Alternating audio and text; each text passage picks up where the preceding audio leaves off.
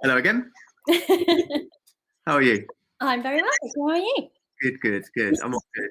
Emma, I'm going to come off screen and leave you to it. I know you've got a few slides you want to share with everyone, and we'll be going through something with me a bit later as well. So, Emma, I'll put down the screen now. Thank you. So, morning, everyone. My name is Emma Wilson. Most people just call me Em. Today, I'll be talking to you about social media. I tend to work with FTSE and Fortune 500 specifically around integrated sales marketing strategies, content marketing, and also how to use social media specifically to reach strategic objectives. So we'll be busting some of the common misconceptions about social media. I'll be talking to you about LinkedIn specifically, because that is the main tool that we use for social media work, particularly in B2B marketing. And then there'll be a sort of Ask Em Anything about marketing sort of Q&A at the end as well. So my background, I used to do a lot of strategic transformation work at BP. I've had industry beating results in declining markets. I also used to run global social media for BP, and my work was seen as a form of industry best practice. And I've also recently been recognised as a world leading expert in marketing on LinkedIn as well, which isn't bad, bearing in mind there's 750 million members on that particular channel. So if you have any questions, please do use the chat function, and hopefully Anders will just let me know what people are asking, because I'm really happy to answer any questions as we're going through. But I think where we'll start to begin with, I'll just share my screen with you. Window is where I need to be sharing, I think. Bear with me for just a second. This is my first time using this system, so you can now see this. I'll just bring that up big. Here we go. So the first thing that I think people often get confused about with social media is that they think it's a broadcast platform. They think that you should just put content out into the world and sort of shout into this digital abyss, and then wait for the likes and the impressions and the comments to sort of roll in. And actually, that is a way of using social media, absolutely. But you will spend a lot of money in advertising doing it that way, and you won't unlock the real power of social media and what it can offer to you. And so the one thing that I really want you to take away from this presentation today, if nothing else, is that social media is completely integrated, and it is absolutely fundamental to your digital marketing ecosystem. So that's what we're looking at over here. So I'll just briefly explain this. So from social media, what you can do is look at what content, what messages are resonating with your target audience. And that can then help you with your website, putting content onto the website that you know will resonate with the people that you're trying to attract. You can also use hashtags as a basis of keyword strategy if you want to search engine optimize your website. And 53% of inquiries in the digital marketing world now come through a search engine, so it's becoming ever more important, and COVID has only really accelerated that trend. Social also gives you an understanding of where your clients, targets, etc. are finding information, who they find influential in terms of thought leadership, etc., etc. So that can really help you understand where to spend your advertising budget when it comes to PR, so that your message is definitely resonating in the right place at the right time. It can also help you with your email contact strategy. So, for example, if you have specific clients that you want to work with, specific people that you're trying to connect with, you can look at what they're putting on LinkedIn and then send them a message along the lines of, great blog, great, saw this, thought of you, just reminded me to give you a quick call. Or alternatively, if you know there are particular things that they're interested in, you can then find that information on LinkedIn using various filters and hashtags, and then say, saw this, thought of you, and you're adding value to those relationships. So what social media really does, as well as give you a space where you can share your own thoughts and ideas, it really is a place to create warm points of access. to people, and we use social media to help reposition brands into new markets, into new geographies. We use social media to target particular accounts that we are either working with and we want to keep that longevity of that account going and add more value to it, or look at new accounts that we want to meet and work with. It's about meeting new partners, etc., etc., as well as an idea of how influential you are within your network and industry, which is where we come to this idea of social capital. And that's the other thing that I think people often get wrong about social, is that it's a tool, not a platform. So it's not just somewhere you can broadcast your own views. The clue's kind of in the name on this one. So social, meaning creating human connection. So it's about building relationships, it's about engaging with insights, it's about finding the right people to talk to. And then media are the videos, GIFs, blogs, infographics, etc., that you use in order to create or contribute to a conversation, which then builds your social capital over time. And I think the other thing about social media is often people find it's a waste of time. And that's because they're not using it strategically in a targeted fashion. So there are lots of different ways that you can utilize social media and the intrinsic value that your relationships provide, but you have to go in there with a bit of an idea of what you want to achieve. So it could be to gain intelligence, perhaps looking at your competitors, looking at how they're differentiating themselves, looking at particular messages that are resonating, for example, and getting new ideas and opportunities through that side of social media. It could be about gaining skills and support from individuals and building ways to collaborate through that. It could be through access to other people and events or assets, for example. And then obviously you have sales as well. It's about meeting people and getting to know more about them so that you can do work together effectively. And social media is very good for account-based marketing, where you have a very targeted list of people that you want to connect with, or companies. The other thing about social media that people often struggle with is just the volume of information kind of hitting us in the face. And so when you're on social media, you really need to think about attention economics. And what we mean by that is a wealth of information drives a poverty of attention. So a lot of people say that what social media has done is democratized access to people and information. You could say that. I think what has been democratized to the point of overload is actually the distribution of content, because you've got an awful lot of people talking online, but they're all saying the same thing and just sort of generating quite a lot of noise. The creation of novel ideas, different angles, and evolving conversations rather than starting new ones can often give you an awful lot more clout and influence and build relationships a lot faster. And the other thing that people often say is that you can't hold someone's attention for more than 4 minutes online. It's called, the goldfish mentality. But actually, people will give you their attention for as long as you deserve it, and as long as you're saying something interesting that they might not have heard before. And as far as the social media algorithms are concerned, there is this understanding of dwell time. So how much time someone spends looking at the content, whether it's content you've posted or comments that you've made on other people's content. And that's something they look at in terms of understanding how influential you are in your network and in your industry.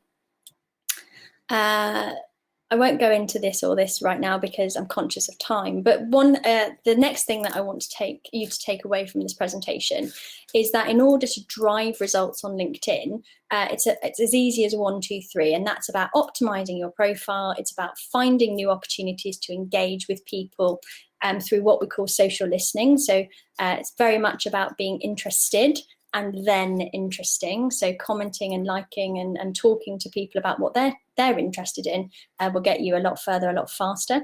And then we have the 15-5 routine, and that is the daily actions that we take every day, which are 15 minutes of time, if you can allot that every day in order to build success over time. So Now we're going to talk about the social selling index. I can't see if there's any questions, but Anders, I'm hoping we're okay. Hi Emma, sorry, just going to come in. There was a couple of questions that did come in on that, Emma. Yeah, one was actually from me, but I'll go from the anonymous one first of all. So, how long should someone take per week, sort of planning, writing, and scheduling those social media posts? Is there a certain amount of posts that people should do per week on LinkedIn? So the optimum amount is 1 per day. And the reason, in terms of posting, and the reason for that is because the way LinkedIn specifically works with the algorithm is you put the post out and it will get seen by what's called an original seed batch. So if you've got 1,000 connections, it might be seen by 100, and LinkedIn's effectively testing how good that content is. And then if you then post again, what the algorithm will do is effectively shut down the impressions on the first piece of content to give the second piece of content time to see how that performs. So you're effectively cannibalizing your efforts there. So 1 per day. If you're like me and you work with a lot of global clients where you're working in 2 different time zones, I find posting at 8 o'clock in the morning for the UK market, for example, and then again at sort of 6, 7 o'clock in the evening for the US market tends to work quite well. And then I might spend some time sort of over lunch for 15 minutes just commenting and liking things in the middle to sort of catch the Asian market as well. So that would be what I would say for that. In terms of how much time you should take, I would focus your time more on, as I said, commenting and engaging with people where they are on their content, and driving that conversation forward. Like, how can you evolve that conversation and make it better? You know, what else can you add to that particular conversation? Because that will get seen by a lot more people, and you're already kind of coming into a community of thought. So it's kind of like coming into a networking group and finding a group of people that are talking about stuff you're interested in.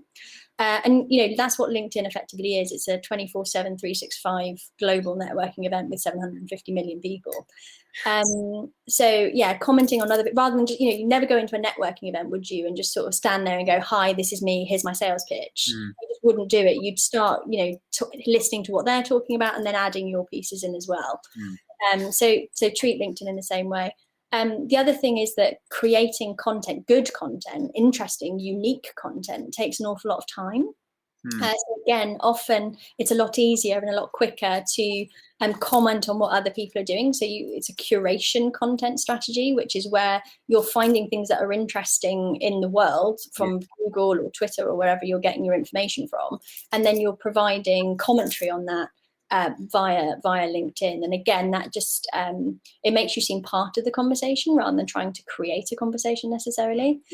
And then if you're posting, just remember with LinkedIn, it is a professional platform, so it should be stuff that's useful, as opposed to what people are getting very annoyed about on LinkedIn these days is what's called pitch slapping, which is where you basically slap someone in the face with your sales pitch. So and the algorithm will punish you for that as well.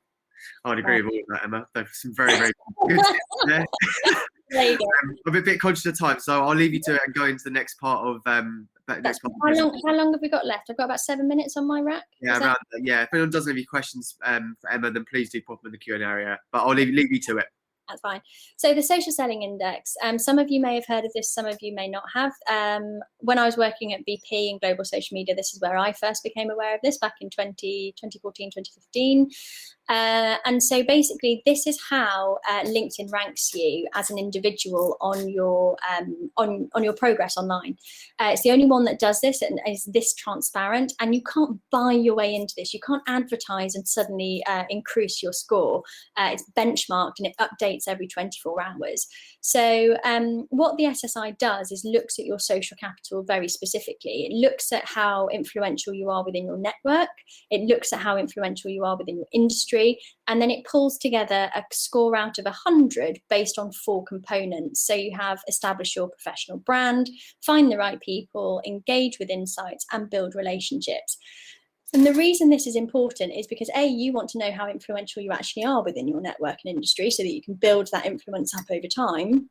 But also, if you have an SSI score over 75, if you remember, I talked about that original seed batch where if you've got 1,000 connections, 100 people will see your post. If you have a score over 75, your original seed batch will be bigger. So you might get 125 or 150 people seeing that first post. And that's really important because in the first 2 hours, LinkedIn will be taking a real stock of how much people engage with that post. And the more that people engage with it, the more other people will see it, and your network of people who are able to see that post will grow. So hopefully that makes sense. So what we're going to do now is we're going to do an interactive exercise very quickly with Anders. This has not been prepared, by the way. I literally told him about 2 minutes before we came on. Yeah. So Anders, if you, I sent you the link. Yep. I will also put in the chat now. If you want to share your SSI dashboard, and then we will look at this. So here's the link, guys. I've just popped it in the chat for you. Hopefully everyone can see that. When you're logged into LinkedIn, this is what will come up. So what this tells us is that Anders is doing pretty well.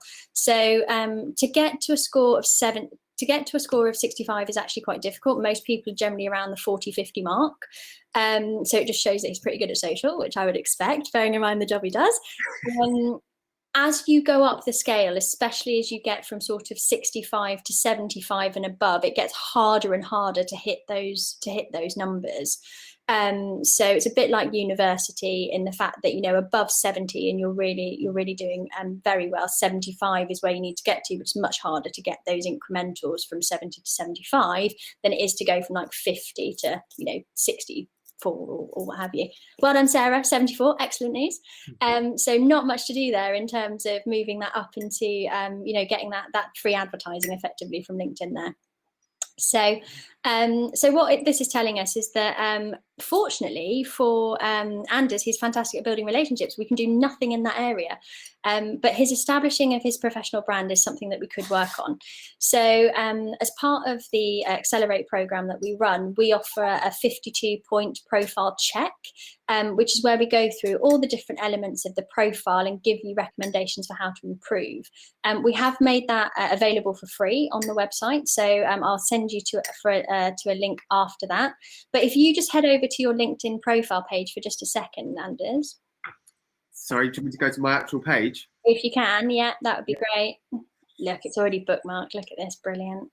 It's organisation there. Absolutely. Okay, so the first thing I see immediately while that's collating itself is that you haven't picked up your custom URL. So that's the first thing that you could potentially do. So if you go to the top right of the screen, you'll say edit public profile and URL right at the top. Sorry, where that? Sorry. Yeah. Oh, So here we go. Yeah. there you go. So you can now change that so it just says your name. It just looks a bit more professional. So if you go where it says personalize your URL, just take out the extra numbers in there. You don't really want those in there. You could have Network My Club in there if you wanted to be particularly advocating the business, but just change it so it's just your name maybe, and see if you can save that and see. There you go. So immediately look slightly more professional, and LinkedIn will appreciate that and give you a tick on your profile. Your keyword beautifully in terms of your title. You've got a lovely professional photo. You've got a lovely background photo. That's very important. You've also got your associations there, which is nice. Carry on down. There you go. I didn't expect this today, I got to say. So one thing you're missing here is featured content. So again, LinkedIn will rate you for that. So what you want to do is look through some of your best performing posts and then just star them. They will then show on your featured page. So that's one thing I do here. In terms of your experience, beautifully done, but it needs a bit more information about what you actually do in each of those experiences and hyperlinks to relevant resources from those places that you might have been involved in. So everything LinkedIn is looking for is how you've projects and partnerships. If you think about it like that, you'll always do well. So if you carry on down, couple of extra things you can do here. You're in a lot of groups. Make sure that if you're in groups that you're actually conversing in those groups. These are like your little meeting rooms in a massive worldwide networking event. So don't join groups and then not say anything, because again, LinkedIn will penalize you for that. Carry on down. That's the bottom. That's the bottom. Okay, so there's a few pieces. If you head over to my profile for just a second, very quickly, so it's just Emma Wilson. Hopefully you'll find me. Hopefully we're friends. There you go.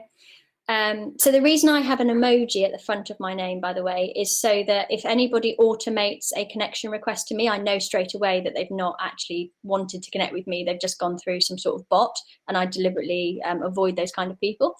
But if you go down, what you'll see is you've got an About Us section, so you need to fill that out. Featured content, those are just some of the best performing posts over the last 6 months. If you carry on down, you can see we've started to fill in some of this stuff. We've got some hyperlinks on there. Carry on, all the way to the bottom. You can look at this all in your own time. Volunteer experience is always great to put in there, as well as your associations with any other groups that you're involved in, particularly charities. And then what you want to include in yours, Anders, is you want this bit on skills and endorsements. You've got some on there. Carry on. More of those you can get, the better. Mm-hmm. You need 2 recommendations. That's really important for improving your profile score on LinkedIn. And you also want to start including these accomplishments areas. So these are courses that you've either run or taken, any honours or awards that you've received, any organisations that you're particularly part of. So Hampshire Chamber, Shaping Portsmouth, Network My Club, they could all go in there. Any projects that you've been specifically highlighted or want to highlight, as well as publications. So if you've written anything that's been published in a magazine, that's where you want to put it. So those are just a few things that will very quickly get you up on that SSI score. Engaging with insights was another one that you were quite low on from what I remember. So for that, that's really about engaging with stuff on your home feed. So it's about liking and commenting on relevant information and possibly following a couple of hashtags that are specific to you that you're interested in. What else have we got? Finding the right people just means that you're either searching for people on LinkedIn but not connecting with them. If you've got any outstanding connection requests on your on the network part on LinkedIn that have been there for like a month or more, just delete them. They're not helping you. Just very quickly, appreciating of time, 2 minutes more, if I may. So if you head back to your or my or whoever on the LinkedIn. Right, so we're looking at the top here. You've got home, network, jobs, messaging, notifications, yeah? There's the five pieces across the top next to your profile. Yeah. Picture, yeah? So every day for 15 minutes, all we do is you go on your home feed, you look at 3 or 4 posts and you like, comment, and you know, make connections through that. My network, look at that. Send some connection requests, accept connection requests, or maybe message them to find out why they've connected with you. So that's something we'd do there. Jobs probably not relevant unless you're looking for a new job, and there's a whole strategy around LinkedIn for that. Messages, make sure you're responding to any messages that you've got in your inbox. That's very important, and make sure you're responding to your notifications as well. That's the algorithm trying to give you opportunities to engage with other people. So again, making sure you don't have any red flags, if you like, on the top of that board is very important for your SSI, and that's upgrading every day. Other things that you can do is, what I would say, my last piece of advice on this is the search bar is your friend. So pop some things in there that might be interesting to you. You can find people, you can find companies, you can find groups, you can find content. And that's the way that you start to build these relationships over time. And that's how you build your social selling score. And why that's important is because these days, it's a really great way of, you know, it's not what you know, it's who you know. Your network is your net worth. All of these cliches are cliches because they're true, they're wisdom. And that's what LinkedIn provides fundamentally. But you've got to be very strategic about how you're using social media in order to actively get, you know, value from it, whether that's revenue growth, whether that's positioning into new markets, whether that's online reputation. You know, if you look at some of the stuff that some CEOs are doing these days, you know, they're getting inquiries to be quoted in the FT, quoted on the BBC, highlighted in various industry leading conferences, etc. Great, thank you very much, Emma. So I did not expect that. Welcome to my TED Talk. Been grilled live on air, but yeah, lots of really good tips there, and thank you very much. We had a couple of questions come in. I'm really conscious of them, but just quickly, come from Amanda Luthier. who said, how important is it to write LinkedIn articles as a way of creating good content? How often should we write said articles? So I tend to go for, I mean, do as I say, not as I do, is what I would say to that. But I tend to write an article per month. What I also do is use LinkedIn as almost a microsite. So again, if I've got really good performing content on my website, I will move it to LinkedIn or vice versa. So that's always a good, a good sort of rhythm to have. If you're going to start writing articles on LinkedIn, what I would say is make sure you also create a blog list or an article list so that you can put that as a footer at the bottom of all of your articles and then link through to all of your articles so people can go and spend as much time as they want learning about what you want to talk about. Really great way of creating that microsite mentality for LinkedIn profiles. Perfect, thank you very much. And last couple, David Kemshire was asked, what is your score, Emma? 81. So if you looked at the presentation, top 1% in industry, top 1% in network, and 81 on the score. I do very well on building relationships and personal brand. I'm not great at engaging with insights. So many of the people in the room as well. It's had such high scores. Yeah, I'm not surprised because you're all pretty good networkers. As you develop what you will find is there will be a flux though. So for example, because I'm now in the top 1%, I'm now connecting with the top 500 voices for marketing and brand, etc. On LinkedIn globally. And what I found was when I started connecting with people who had much higher scores than I did, sort of in the 90s, my score then dropped to like 75 or something because I'm not as influential in my network anymore. And then you have to build it back up. So, don't expect it to stay at those numbers all the time. And remember as well that LinkedIn benchmarks every day and we have 2 members joining LinkedIn every minute on average. So it will fluctuate over time. Great, thank you very much. Thank you very much, Emma. A bit conscious of time, but we'll be sharing this video as well afterwards. So and I'll send some resources. I'll send you a quick presentation, and it's got the basics in there. And if anyone's got any questions, come grab me. I'm pretty practical, as you can see. I like action. Great, thank you very much. Thank you very much, Emma. I'm just going to take you down the screen. All right, bye.